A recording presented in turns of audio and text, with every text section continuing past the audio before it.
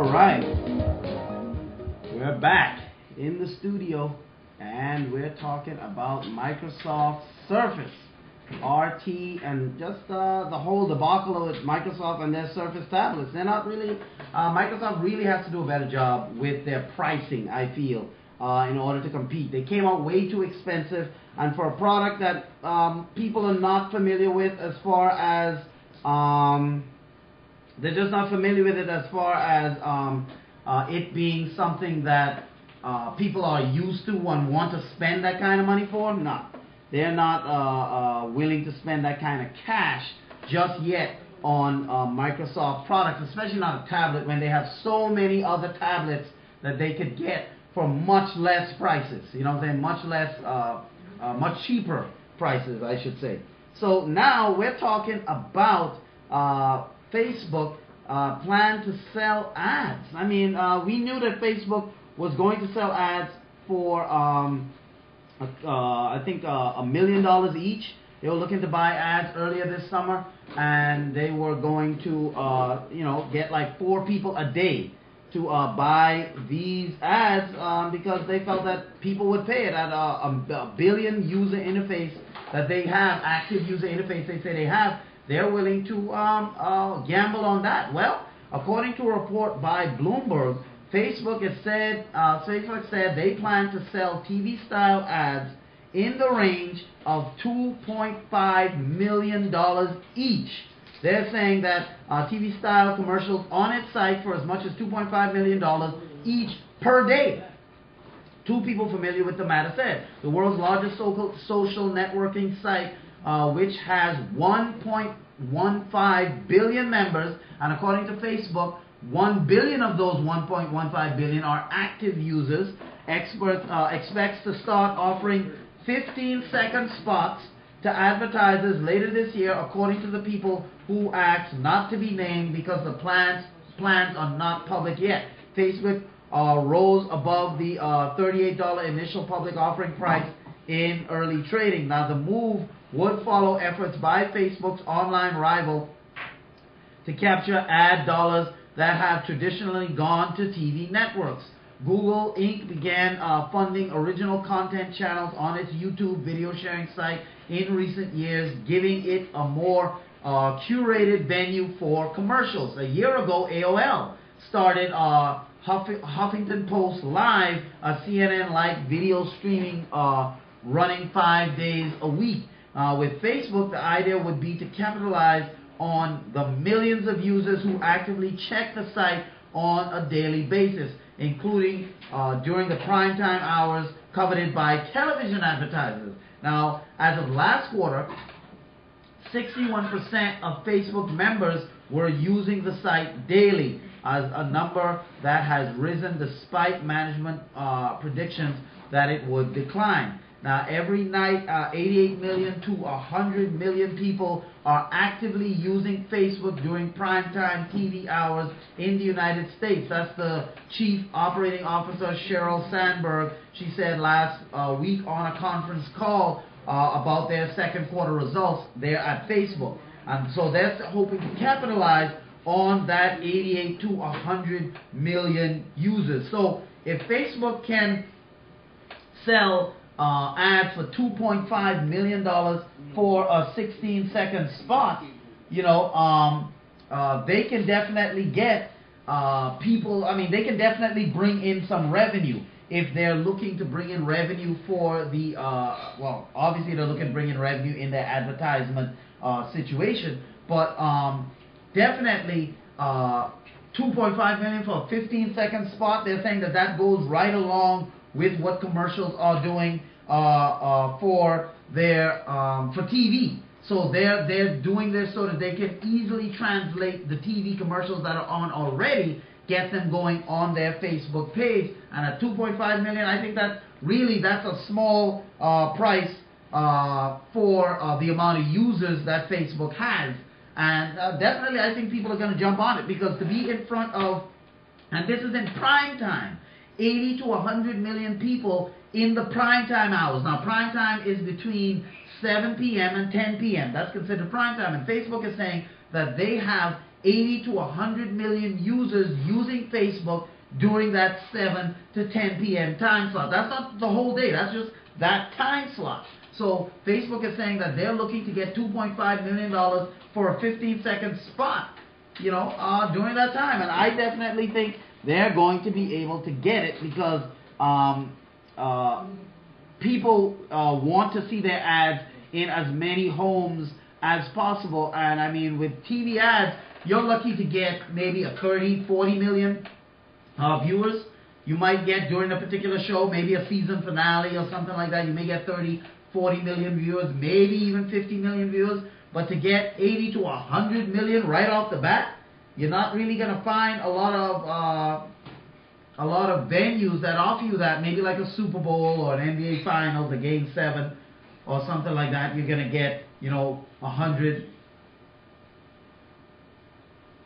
Pulse E-Media, definitely. You're going to get 100 million people watching, and especially when you have a show like Tech Pulse on, or the new show Game Over coming up, you're going to have that 100 million viewership. But you're not going to get it in very many avenues, especially on traditional TV. And that's what Facebook understands. And so therefore, they're betting that they're going to be able to sell $2.5 million worth of ads in their in their time slots. And just as a caveat to it, 80 to 100 million people, that's just during their prime time hours. Facebook is saying that they have active users of over $1 billion, 1 billion users actively daily using Facebook. So therefore, they're saying that this is something that they can capitalize on as far as advertising wise, and I definitely think that this is something that Facebook can do, definitely, because people want to be in front of that very many people want to be in front of those. People want to be in front of that many advertisers, at least want to be in front of that many people when it comes to advertising and stuff like that. They want to be in front of that many people. And so will they be able to sell ads at 2.5 million? Definitely. They're going to be able to sell ads 2.5 million for a 15-second spot. You might look at that and say, that's a lot of money, I would never pay it. But when you're talking about giant companies like Microsoft, like Nintendo, companies like that, definitely you're going to get people wanting to pay that much for a spot if it's going to reach over 100 million people in any given time. Now, speaking of Facebook, there's a new program out there called Quip.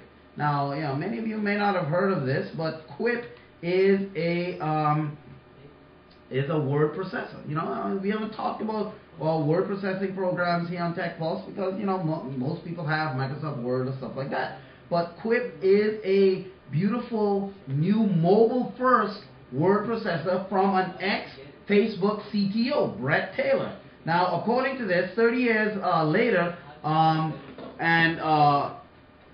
our word processing software hasn't evolved, not even to adapt to mobile. That changes with the launch of Quip, a freemium meaning free, premium new word processor app from a former Facebook CTO Brett Taylor's new startup company. Quip works on desktops but is designed for mobile. It automatically formats documents to the size of your screen and offers in-app collaboration and messaging, and even works on offline. Now, Quip is a modern word processing program optimized for the era of tablets and phones. Now, Taylor said, we're in the middle of a transition away from desktop computers, yet word processing has remained stagnant.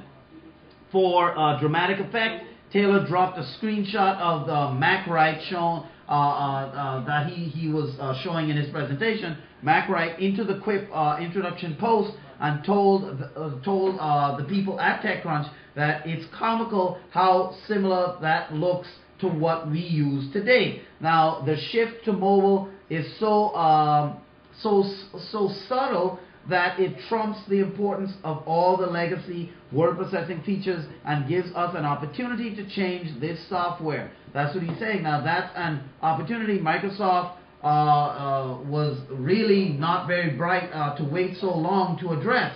It's only just getting a real version of mobile Office out there that we just said right now, just really getting that for Android phones and mobile devices and stuff like that. Now, while full-featured, it's billed as a mobile comparison to Office for desktop rather than truly mobile first, and is on iOS. It's only for Office 365 subscriber. But Quip's freemium model has a lot of runaway when you think about how widespread the need for document editing is. Now, Quip looks polished, which makes sense considering that Taylor specifically left Facebook in June of 2012 to start the company with Kevin Gibbs, the father of Google Apps engine. Taylor redirected his backchannel.org site to Quip.com in December of 2012, revealing the startup's name to the world at that time. Now, while no details were released on our own,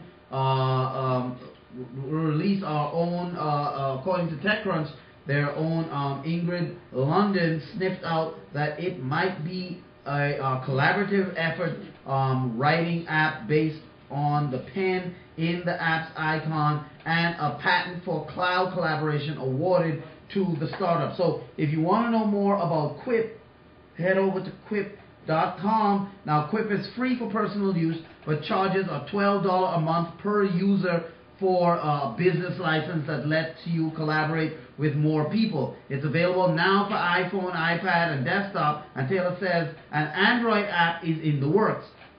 Now, typing tools were a lucrative business for Microsoft on the desktop, and that opportunity in mobile lets Quip raise $15 million in Series A funding led by Peter Fenton at Benchmark. So if you want to know more about this app, Quip, you can head over to Quip.com, where you will see this word processing app, and it's definitely, to me, pretty good. It looks good. It's something that if you definitely, people need these word processing apps because you need that on the go.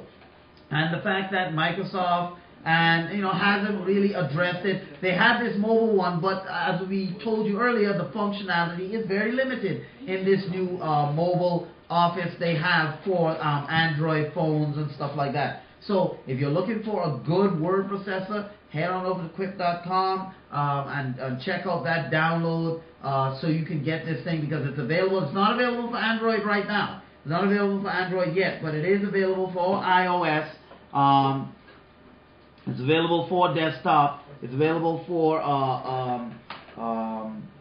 things like that. So if you're looking to get a new, or you're looking to update to a good word processor, Quip.com is where you need to go. Alright, so that's it. We've talked about a lot of things here on Tech Pulse, and we've reached the end of another successful Tech Pulse. So we are going to leave you right now. We're going to be back tomorrow with all the reviews, all the news happening in the tech world. We want to thank everyone for joining us. And until tomorrow, oust!